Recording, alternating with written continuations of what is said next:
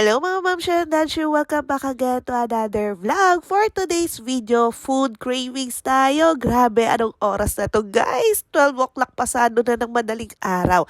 At ang dami pa rin kumakain blockbuster lagi dito sa Pares Retiro. Kahit anong oras araw guys, laging puno talaga dito. Mag-aantay ka bago kumain. Ito na yung mainit na sabaw na kinikrave ko. Grabe, talaga naman. Ngayon na ini-edit ko siya, tululaway na naman ako. Alam nyo ba dati, ito yung kinakain ko kasi malapit kami sa school ng mga paresan. So every time, pag college diba, pwede ka na kumain sa labas. So every lunch break dyan kami kumakain. I mean, pares kami kumakain. Kaya sobrang miss na miss ko to. Ito yung lugaw ni Daddy Ariel nyo. 65 pesos lang yan at loaded siya ng laman or tuwalya ng baka. Ayan. Tapos meron din siya itlog. Masarap naman yung lasa niya. Tapos hindi siya malansa. Yun lang, hindi sobrang init. Siguro hindi ganun kabilis sa kanila kaya hindi nila na maintain yung init nung lugaw. Tapos ito talaga yung kinikrave ko guys. 2 days ago nung kumain ako nung pork chop nila, fried pork chop. Ay grabe, na-miss ko uli. Kaya nagyaya ako kay Daddy Ariel kahit alanganing oras yan yung aking dinner. Sarap, tapos lagyan mo pa ng chili oil.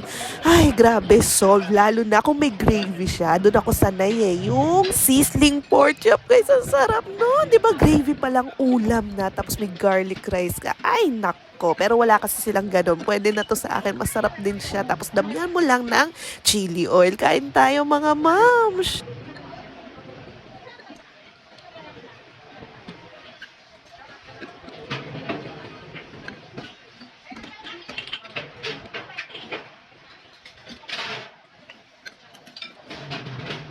Ang food talaga na binabalik-balikan dito guys, di kotse, mga nagtatrabaho, galing sa gibikan, halong-halo klase ng tao guys. Walang pinipili, walang mayaman, walang mahirap yung kanilang pares. Pero talaga ang kinikrave ko guys, pork chop, masarap din yung pares nila dyan. Ayo mga mamshi, ano yung kinakain nyo pag nasa paresan kayo? Kasi merong beef mami, mga fried chicken, mga silog, no, di ba, pares, at kung ano-ano pa. Ano yung favorite na lagi nyong ino-order? Ay, nako, talaga naglalaway ako. O paano, kung gusto nyo ng ganyang pagkain, siguro naman maraming mga parisan na malapit sa inyo. No, gora na kayo kagad para maka-order kayo niyang pork chop fried. Asarap ng pagkaluto ng pork chop nila ha.